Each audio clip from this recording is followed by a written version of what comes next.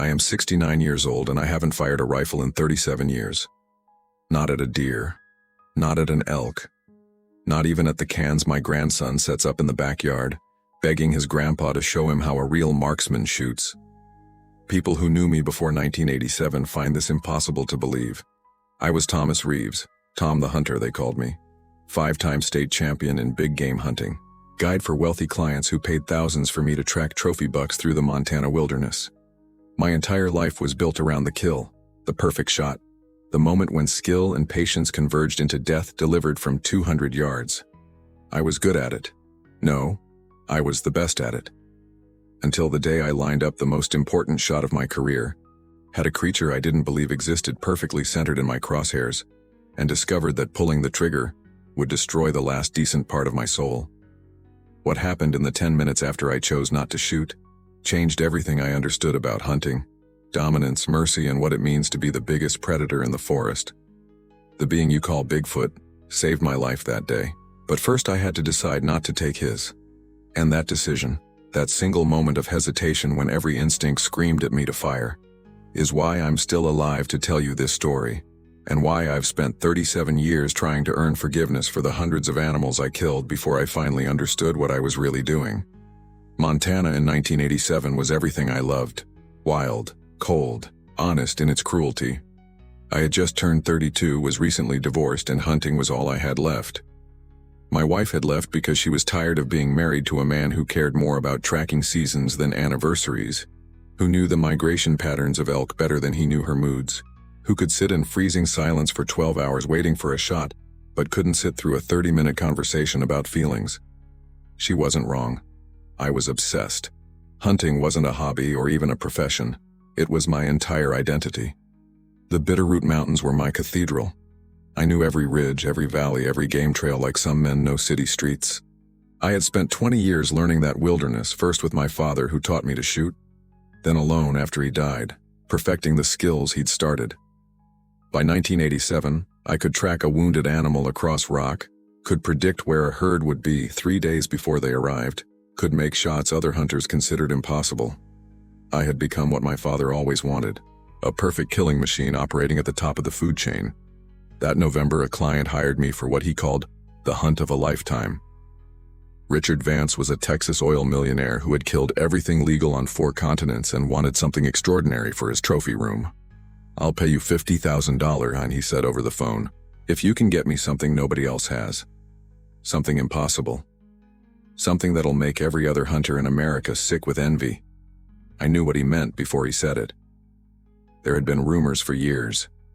Tracks found in remote areas that were too big, too human-like to be bear. Hunters who swore they'd seen something massive moving through trees at distances where details were unclear, but size was unmistakable. The Flathead tribe had stories about forest giants that predated white settlement. Most hunters laughed at these tales. I laughed too, until Vance offered me $50,000 to stop laughing and start hunting. "You get me a Bigfoot," he said, "and that 50 grand is yours, plus whatever you want to charge for the guiding. I want it mounted, full body mount, centerpiece of my collection. Can you do it?" I should have said no.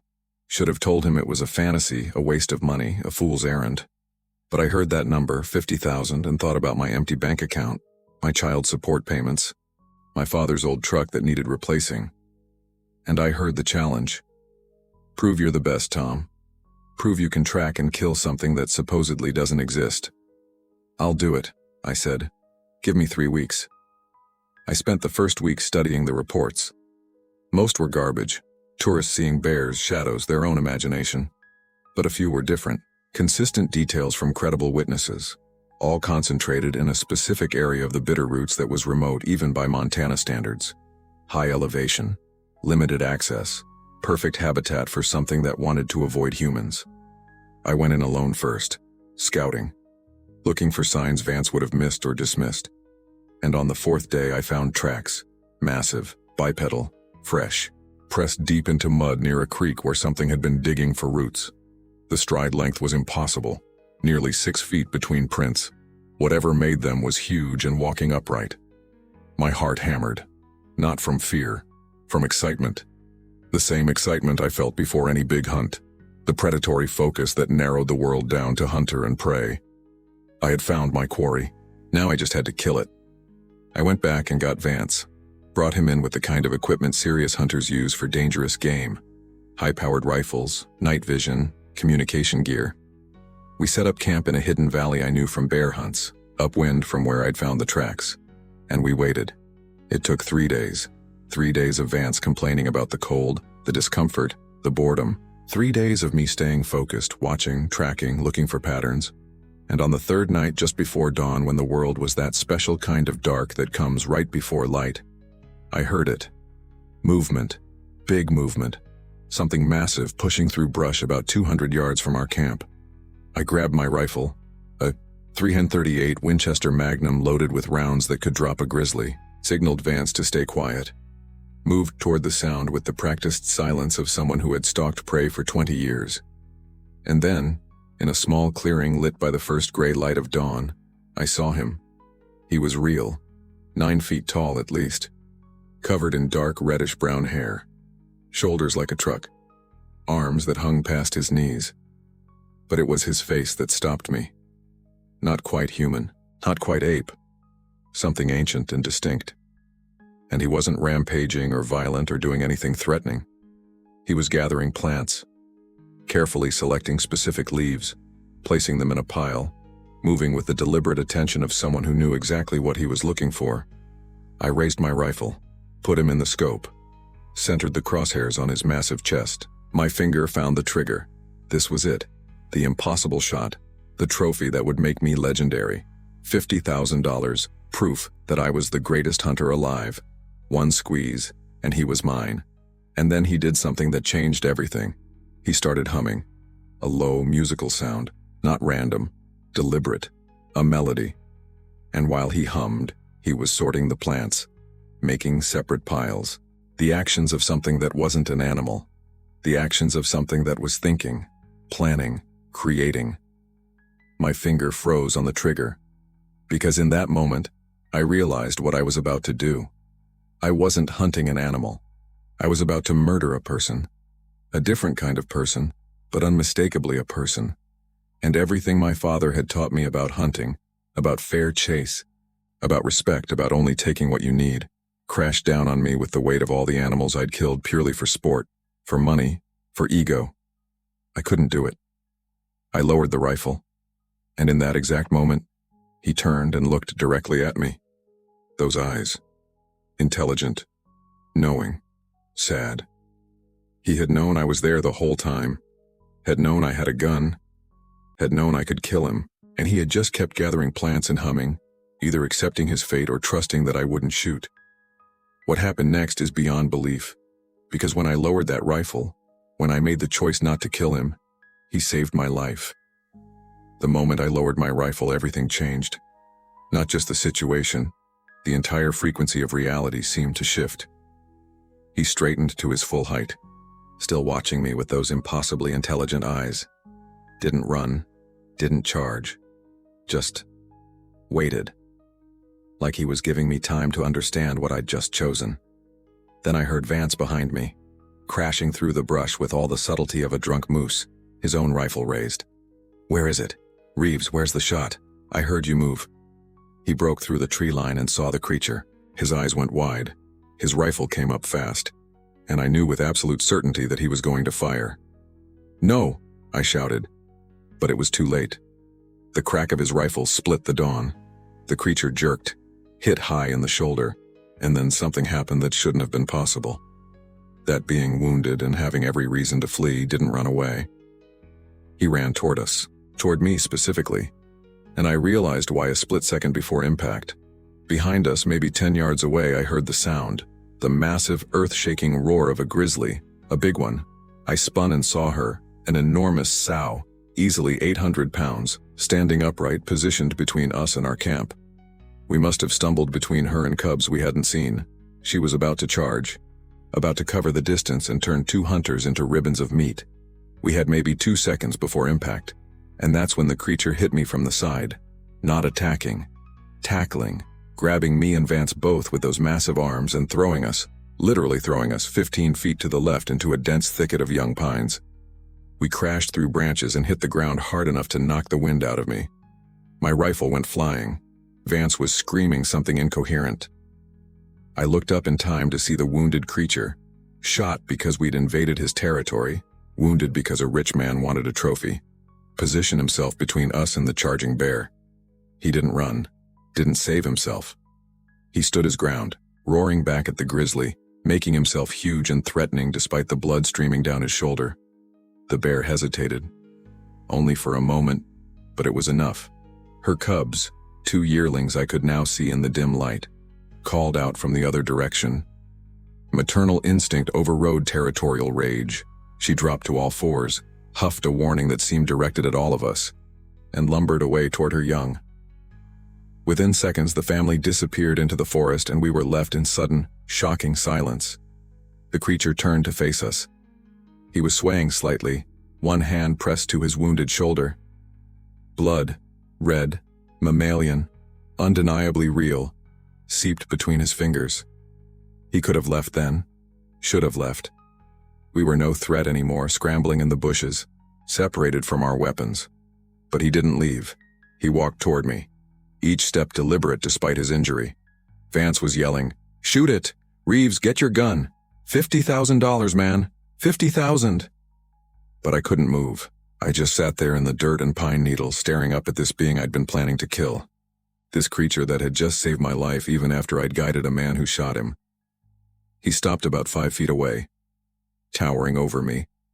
And then he did something I'll never forget. He extended his uninjured hand, palm up, not threatening, offering. The universal gesture of peace that transcends species. I looked at that hand, huge, calloused, covered in coarse hair but unmistakably shaped like a human hand, and something broke inside me. All the years of hunting, all the trophies, all the animals I'd tracked and killed and mounted on walls, all the times I'd convinced myself it was sport, was tradition, was natural. All of it crashed down and I saw it for what it really was. Me, using superior weapons to kill beings that couldn't fight back, calling it mastery when it was just murder dressed up in camouflage. I reached up and took his hand. His grip was gentle despite his size. He pulled me to my feet like I weighed nothing.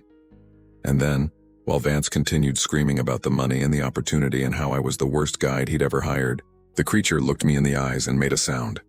Not a roar, not a growl, a soft, questioning hum. And somehow, I understood. He was asking, "Are you done now? Done hunting me? Done hunting?"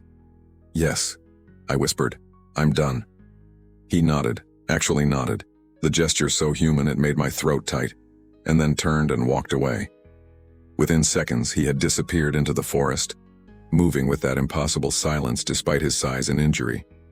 Gone like a whisper, like a ghost, like something I might have imagined if not for the blood on the ground and the massive tracks in the mud. Vance was furious, threatened to sue me, said I'd deliberately sabotaged the hunt, demanded his deposit back. I told him to get in line behind my ex-wife and walked away. I didn't guide him out, didn't help him pack, just pointed toward the trail that would take him back to civilization and left him there, sputtering about lawsuits and betrayal. I stayed. For 3 more days, I stayed in those mountains, looking for him. Not to hunt, not to finish what Vance started, but to, I don't know, apologize, make sure he was okay, understand what had happened, all of those things maybe, or none of them. I found his blood trail on the 2nd day, followed it for miles, deeper into the mountains than I'd ever gone. The bleeding had stopped, the wound apparently not as serious as it looked. And then I found something else. A shelter, not a cave, a structure, built from woven branches and carefully placed stones, camouflaged so perfectly that I almost walked past it 3 times before I saw it. This wasn't an animal's den. This was architecture, crude, but intentional. The home of something that planned and built and thought. I called out, used my voice and the simple gestures I'd seen hunters use with deaf friends. "I'm not here to hurt you, I want to help. Please, let me help." For a long time, nothing. Then a rustling from inside the shelter. And he emerged, moving carefully, favoring his wounded shoulder. But his eyes, those same intelligent, sad eyes, showed recognition. He remembered me, the one who didn't shoot. I held up the first aid kit I'd brought. Can I look at it? The wound? I made gestures toward his shoulder, toward the medical supplies, trying to communicate. He watched me for a long moment, then, incredibly, sat down on a fallen log and waited. My hands were shaking as I approached. This close, the reality of him was overwhelming. The smell, earth and pine and something wild but not unpleasant. The sound of his breathing, deep and slow. The texture of his fur-covered skin as I carefully cleaned the wound. The bullet had passed through the meat of his shoulder without hitting bone. It was already showing signs of healing, faster than a human wound would. I cleaned it as best I could, used antibiotic ointment, bandaged it with gauze. He let me do all of this without resistance, and when I finished, he made that humming sound again, then pointed to himself and made a series of gestures I didn't understand. Until he picked up a stick and drew in the dirt. Simple figures. Him, me, the bear. What had happened? He was communicating, telling the story, making sure I understood. He drew more figures, showed me his family, 2 smaller figures, showed me his territory, showed me the plants he'd been gathering. Healing plants, I realized. He'd been collecting medicine when we found him. He drew humans with rifles, drew his people running, hiding, dying. And then he drew something that made me understand everything. He drew me, twice. Once with a rifle pointing at him, once with hands empty. And between these 2 drawings of me, he placed a mark, a line, a choice. He was telling me that he'd known, had known I was there with the gun, had known I could kill him, and he'd chosen to trust that I wouldn't. Or maybe he'd chosen to die doing what was right, gathering medicine for his family, rather than live as a creature in constant fear. Either way, he'd given me a choice, and I'd made the right one. And then he'd saved my life anyway. I stayed until sunset. We didn't speak. He couldn't. Not really, though he made sounds that carried meaning. But we communicated. Through gestures, through drawings, through that strange understanding that sometimes happens between beings when words aren't available. He told me, as much as he could tell, about his life, about his family, about the fear of humans, about the shrinking places where his kind could hide, about the loneliness of being hunted by every person who saw you. And I told him, though I don't know how much he understood, about my father, about hunting, about how I'd confused killing with connection, had mistaken domination for respect, about how I was done now, how I would never hunt again, how I would protect this place and him if I could. When I finally left, he walked me to the edge of his territory, and at the boundary he did something that still makes me cry when I remember it. He placed his massive hand on my shoulder, the same way my father used to, and hummed a different sound. Lower, sadder, but also grateful, forgiving. I don't know, but I felt it. The weight lifted, the forgiveness granted, the transformation acknowledged. He was saying goodbye to Tom the Hunter, and welcoming whoever I might become next.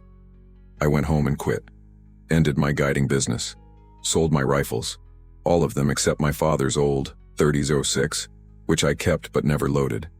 Told my clients to find other guides. Some understood. Most thought I'd had a breakdown. They weren't entirely wrong. You can't look into the eyes of something you've spent your life trying to kill and not have everything you believe shatter into pieces. But I couldn't stay away from the mountains.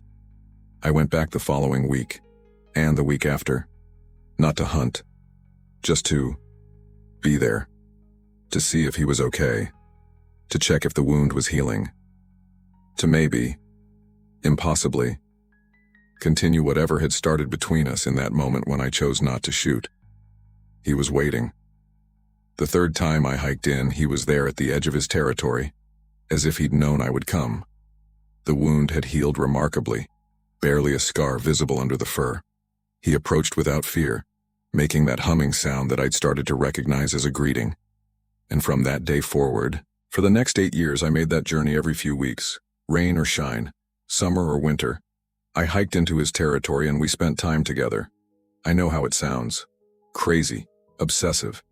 A man who lost his mind and now thinks he has a friendship with Bigfoot. But it was real. More real than most human relationships I'd had. We developed a language between us, part gesture, part sound, part that strange telepathic understanding that sometimes happens when two beings simply pay attention to each other. I learned his name, at least the sound he made that seemed to represent himself. It came out like wrath from deep in his chest. I called him Wrathy, and he seemed to accept it. He learned to recognize my truck's engine from a mile away. Would sometimes be waiting at our usual meeting spot when I arrived. I brought things he couldn't get in the wild. Medicine, tools. Once, a tarp that he immediately understood could be used for shelter. He brought things to show me. Plants with properties I didn't know. Animals' tracks I couldn't identify. Once a meteorite he'd found that he seemed to treasure. We shared food. I taught him about human things. Showed him pictures of cities, tried to explain cars and planes and electricity. He taught me about forest things, which mushrooms were safe, how to predict weather by watching birds, how to move through wilderness without leaving traces. But mostly he taught me about perspective, about what it means to be hunted, to live every day knowing that if humans found you, they would either kill you for sport or capture you for study, to watch your habitat shrink year by year as humans cut roads and built houses and claimed territory, to be intelligent enough to understand what was happening but powerless to stop it, to be the last of something ancient watching your own extinction approach with sad inevitability. He had a family, a mate, and 2 young ones. He showed them to me once from a distance. They didn't trust humans the way Ratha had learned to trust me. I didn't blame them. Ratha bore the scar of trusting humans. Why would they risk the same? But they tolerated my presence because Wrath vouched for me, because I had become impossibly a friend to creatures that humans insisted didn't exist. One autumn day in 1992, Wrath showed me something that explained everything about his life and his fear. We hiked to a place deep in his territory, a hidden valley I'd never seen. And there, carefully arranged under an overhang, were bones, not animal bones, the bones of his kind, adults and children, arranged with obvious reverence and care, his family graveyard, his ancestors. He sat beside the bones for a long time, making low sounds that could only be mourning. Then he showed me one skull, an adult. The back of the skull showed clear damage, a bullet hole. He made gestures, human, rifle, death. Then showed me another skull with similar damage, and another. 7 skeletons total. 7 of his kind killed by humans over decades or maybe centuries. This was what he lived with. The physical evidence that humans had been hunting his species to near extinction. That every time one of his kind trusted a human, revealed themselves, tried to coexist, they ended up in this bone pile. And yet, he had trusted me, had let me into his life, had shown me his family, had brought me to his sacred place where the murdered members of his species rested. The weight of that trust nearly crushed me. I sat beside him in that hidden valley and cried. For what my species had done, for the beings we'd destroyed in our arrogance, for the fact that Ratha's trust in me was an exception so rare it might never happen again. He put his hand on my shoulder, his gesture of comfort that I'd come to know. And through his touch, I felt something I can't explain rationally, a transfer of understanding. He was telling me, I know you're different. I know you chose differently. That's why I trust you. But you're one human, your kind as a whole. They will never choose differently. They will hunt us until we're gone, and there's nothing you or I can do to stop it. I dedicated myself to protecting him. I bought land, everything I could afford in and around his territory, posted it as private property, ran off hunters who strayed too close, started spreading false rumors about the area, saying the hunting was terrible, the terrain too dangerous, the game had moved elsewhere. I became a guardian instead of a hunter, used everything I knew about tracking to hide his family's presence instead of reveal it. It wasn't enough. In 1994, a logging company bought timber rights adjacent to his territory. They started cutting roads, bringing equipment, destroying habitat. I fought it legally, filed complaints, attended hearings, tried to get environmental protections. But money talks louder than one ex-hunter trying to protect land for reasons he couldn't fully explain. Ratha's family had to move, had to go deeper, higher, into terrain that was harder to survive in. I helped them relocate, carried supplies, scouted new territories, did what I could. But I saw the toll it took. The stress, the displacement. The young ones didn't thrive in the new location. Food was scarcer. Winters were harsher. They were being squeezed into smaller and smaller pockets of wilderness, and there was nowhere left to go. The last time I saw Ratha's mate was in the spring of 1995. She looked thin, exhausted, and deeply, profoundly sad. She approached me, the first and only time she ever did, and placed her hand on my face. The gesture was gentle and final. She was saying goodbye. Thanking me, maybe, for trying, but acknowledging that trying wasn't enough. She was dead by autumn. Ratha found her in their shelter, simply gone. Not killed by humans or animals. Just depleted, worn out, exhausted by the constant stress of survival in a world that had no place for her kind anymore. Ratha buried her in the Bone Valley, adding one more skeleton to the testimony of his species' extinction. After that, something changed in him. He became more withdrawn. Our meetings grew shorter.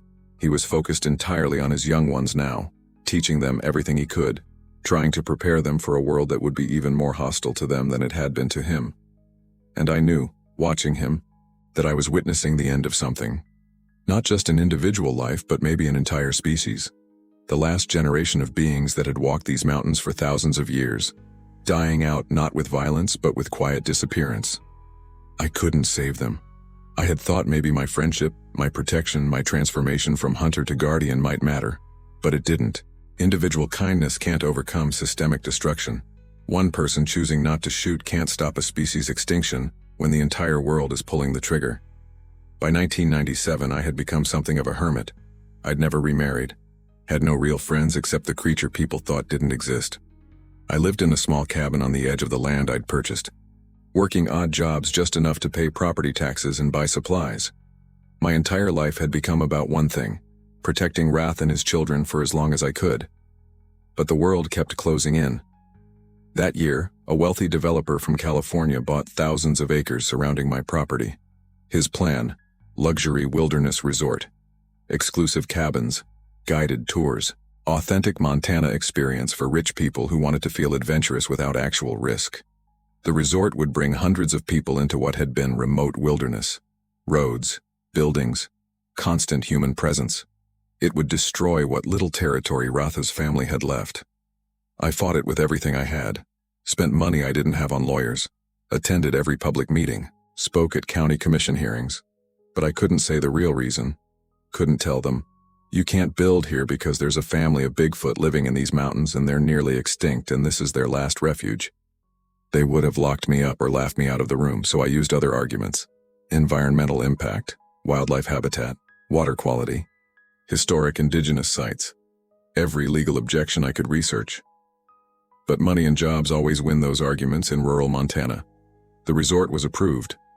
Construction would begin in spring 1998. I went to Ratha in winter 1997 with the news. I tried to explain, using our shared language of gestures and sounds, what was coming. The machines, the people, the permanent destruction of his territory. He understood. Of course he understood. His kind had been watching the same pattern for generations. His response was something I'll never forget. He led me to the Bone Valley one last time, showed me all the skeletons of his murdered relatives. Then he pointed to himself, to his children, and he drew in the snow, a simple picture of his family walking away from the mountains. And at the end of their path he drew nothing, just empty space. He was telling me they were leaving, going somewhere. He wouldn't or couldn't tell me where. Somewhere humans hadn't yet destroyed, if such a place even existed, and if they couldn't find it, if there was nowhere left. Then they would simply disappear, fade into the forest they came from, choose death on their own terms rather than capture or displacement. No, I said out loud, my voice cracking. There has to be another way. I'll find somewhere, But he stopped me with a gesture, placed his hand over my heart, and somehow, I felt what he was communicating. You did everything you could. You chose differently. You transformed. You tried to protect us. But you're one human. And our time is over. This is not your fault. But it felt like my fault. Felt like every animal I'd killed in my hunting days had accumulated into a karmic debt that even years of protection couldn't repay. Felt like the universe was showing me, you can't undo the damage. You can only watch it compound. That winter was the hardest of my life. I knew I was going to lose them. Knew that when spring came and the construction started, Wrath and his children would vanish into the wilderness, and I would never see them again. I spent as much time as I could with them, brought food, supplies, everything I could carry into the mountains, trying to prepare them for wherever they were going. Wrath's children were adolescents now, capable of surviving but not yet fully grown. The female, I'd started thinking of her as Mira, though that wasn't really her name, was curious and playful despite everything. She had her mother's gentleness. The male, Coda, was more cautious, more like Wrath. Both were intelligent enough to understand what was happening. Both watched me with eyes that asked the question I couldn't answer. Why do your kind do this? In March 1998, Brother gave me 3 things. First, a stone from the Bone Valley, smooth and white, marked with scratches that might have been symbols. A remembrance. Second, a handful of fur, his own, pulled from his chest. Something to prove he was real if I ever decided to tell the truth. And third, a gesture I struggled to interpret until I understood. He placed his hand on my shoulder, then pointed to the young ones, then to himself, then to the sky. He was saying, "After I'm gone, tell them. Tell your kind that we were here, that we were real, that we tried to coexist, that you killed us anyway. Maybe future humans will learn, maybe not, but tell them." I tried to convince him to stay through the spring, tried to explain that the construction might fail, might be delayed, might somehow be stopped. But he knew better. He'd seen centuries of humans making promises and breaking them. He'd seen his species' territory shrink year by year, decade by decade, until there was almost nothing left.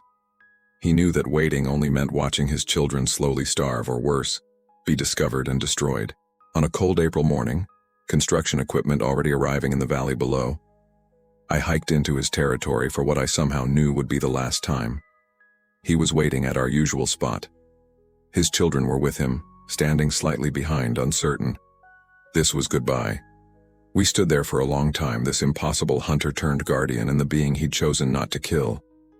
All those years, all those meetings, all that communication between species that was never supposed to happen. All of it ending because the world had no room for mysteries anymore, no tolerance for beings that wanted only to be left alone. Rather did something he'd never done before. He embraced me, those massive arms wrapped around my human frame, holding me with a gentleness that belied his strength. And I felt everything in that embrace: gratitude, sorrow, forgiveness, farewell. He was thanking me for trying, forgiving me for being human, saying goodbye to the only human who had chosen differently. When he released me, both his children came forward. Mira touched my face, the same gesture her mother had made years before. Coda offered his hand to shake, having learned the human gesture from watching us. They were saying their own goodbyes. These young beings who had never hurt anyone, who had only wanted to live in peace, were being forced to flee into an uncertain future because my species couldn't leave anything wild and free. And then they left, walked into the forest in a direction I'd never seen them go before. Within seconds, they had disappeared, using that supernatural ability to vanish that their species had perfected over centuries of hiding. Gone like smoke, like dreams, like something that might never have existed at all. Except I had the stone, the fur, the memories, and the knowledge that I had met the last of something ancient and beautiful, and all I could do was watch them disappear. The construction of the resort proceeded on schedule. I watched it happen. Couldn't not watch it, living right on the edge of the development. Watch them cut down trees that had stood for 300 years. Watch them blast roads into mountainsides. Watch them build luxury cabins where Wraith's family had hidden. Every day was like attending a funeral for a world that had been alive with mystery and was now just property. I fell into a deep depression, started drinking, stopped taking care of myself. What was the point? I'd found the most meaningful relationship of my life, a friendship that had transformed me from predator to protector, and then watched everything I tried to protect get destroyed anyway. I'd learned that individual change wasn't enough, that you could stop hunting, could choose differently, could try to protect what you loved, and the great machine of human expansion would crush it all anyway. My sister found me in my cabin in the summer of 1998, barely functional. She'd driven up from Bozeman after I'd missed 3 calls and hadn't returned her messages. Thought I might be dead. Almost was in a way. Dead inside anyway from the weight of what I'd witnessed. She got me help, therapy, support groups, all the things modern society offers for depression and addiction. And slowly, very slowly, I started to function again. Started to understand that even though I'd failed to save Ratha's family, the attempt itself had meaning. That the transformation I'd undergone, from hunter to protector, was real and valuable even if the outcome was tragic. But I never told anyone the truth, not my sister, not my therapist, not anyone. Because I'd made a promise to Ruth, and I wasn't ready to break it. Not yet. The world wasn't ready to know. Would only use the knowledge to mount expeditions to find the last of his kind, to capture what couldn't be saved, to destroy what was already dying. Years passed. The resort opened in 2000, became successful. Rich people came from all over to experience authentic wilderness that had been groomed and sanitized and stripped of anything actually wild. They hiked on marked trails and saw exactly what they were allowed to see, and went home feeling they'd touched nature when really they'd only touched a theme park version of what nature used to be. I stayed, kept living in my cabin on the edge of what used to be wild, kept not hunting, took a job as a wildlife photographer, using my tracking skills to find and document animals instead of killing them. It was meaningful work, necessary work, but it wasn't the same. Nothing was the same after Rathi. And then, in 2012, 14 years after he'd left, I saw him again. I was hiking in the back country, miles from the resort, in an area so remote that even experienced outdoorsmen rarely reached it. I'd gone there specifically because it was difficult to access, because it represented the kind of wilderness that was disappearing. And there, in a meadow at dawn, I saw a figure that made my heart stop. He was old. So old. His fur was almost completely gray. His movements were stiff and slow, but I knew him immediately. Would have known him anywhere. Rath, still alive. Still here. Still surviving in the shrinking pockets of wilderness humans hadn't yet claimed. He saw me at the same moment. And despite his age, despite the years, despite everything, he walked toward me. Not with the easy gait of his youth, but with the determined shuffle of an elder refusing to give up. And when he reached me, he did what he'd done that last day in 1998. He embraced me. We held each other for a long time, 2 old beings who had witnessed the world change in ways that broke our hearts. When he finally released me, I could see he was alone. No children with him, no family, just an ancient survivor, outlasting everything he loved. I tried to ask about Mira and Coda, used our old language of gestures. Your children? Where? He pointed north, made a gesture I interpreted as far. Then he placed his hand over his heart and closed his eyes. And I understood. They'd gone somewhere. Maybe they'd survived. Maybe they'd found some refuge. But Ratha had stayed, had come back to his territory, to his mountains, to die where his ancestors were buried. He led me. This 95-minute hike was agony for his old body, to the Bone Valley. It was exactly as I remembered. The skeletons of his murdered relatives carefully arranged. And Ratha had prepared a new spot. His spot. He'd cleared an area, had brought soft moss, had created a place where he would lie down and not get up. He was showing me where he would die, was bringing me to witness the end of his story, was making sure that at least one human knew where the last of his kind in these mountains would rest. No, I said, my voice breaking. Not yet. You don't have to. But he stopped me with that familiar gesture, hand on my shoulder, and in his eyes, I saw peace. He was tired. He was ready. He'd survived longer than most of his kind, had raised children who might have found safety, had lived to see one human choose differently. He'd done enough. It was okay to rest. I stayed with him for 3 days, camped right there in the Bone Valley, providing what comfort I could, brought him water from the spring, gathered the plants he indicated, The same healing plants I'd seen him collecting that first dawn when I'd had him in my crosshairs. Now I was gathering them for him, though we both knew there was no healing old age. On the third morning, he was too weak to move. Lay on his prepared spot, breathing slowly. I sat beside him, holding his massive hand, this being who should have been my trophy but instead became my salvation. As the sun rose, painting the valley in gold and red, he made one final sound. Not the humming I'd learned to recognize, something deeper, more final. A sound like settling, like acceptance, like a door closing gently on a long, hard life. And then he was gone. Rathi, the last of his kind in these mountains, the being who taught me that the real trophy wasn't the kill but the choice not to kill, was dead. I buried him there, beside his ancestors, used my hands to dig, the same way he'd dug for his mate years before. Covered him with earth and moss and stones, made sure the site was camouflaged, invisible to anyone who might disturb it, and I marked it with the stone he'd given me in 1998, placing it where only someone who knew what to look for would find it. That was 13 years ago. I'm 69 now. Sick. Heart's giving out. Doctors say maybe a year, maybe less. So I'm breaking my promise. I'm telling you this story. Not to prove Bigfoot is real, you can believe me or not, I don't care. But because Ratha asked me to tell, asked me to make sure someone knew that his kind existed, that they were intelligent and gentle and worthy of protection they never received, that they were extinguished not by violence, but by the slow crush of human expansion. I kept 3 things from those years: the stone from Ratha's grave, the fur he gave me before he left, and a photograph I took that last time I saw him in 2012. I never showed it to anyone because I knew what would happen. Scientific expeditions, media frenzy, the last refuges of his species invaded by humans, desperate to find them. But I'm including it with this testimony, to be released after I die. Proof that will come too late to save them, but maybe not too late to teach us something about what we destroyed.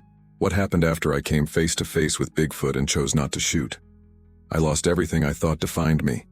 My career as a hunter, my reputation, my certainty about my place in the world. But I gained something more valuable. The knowledge that I was capable of transformation, that I could choose differently, that I could look at a being I'd been raised to see as prey, and recognize him instead as a person worthy of respect. Is that beyond belief? Maybe, but it's true. And the most beyond belief part isn't that Bigfoot exists. It's that we drove them to extinction while people were still arguing about whether they were real. It's that individual humans can change completely, can go from hunter to protector, from predator to friend. And it still isn't enough to stop our species' collective march toward dominating every last wild place on Earth. I was Thomas Reeves the hunter. Then I met Rath, and I became someone else. Someone who understood that the real measure of humanity isn't how well we can kill, but whether we can choose not to. And that sometimes the beings we're most desperate to hunt are the ones who could teach us the most about what it means to be truly civilized. They're gone now, or nearly gone. And we'll never know what we lost, because we were too busy taking trophies to recognize teachers.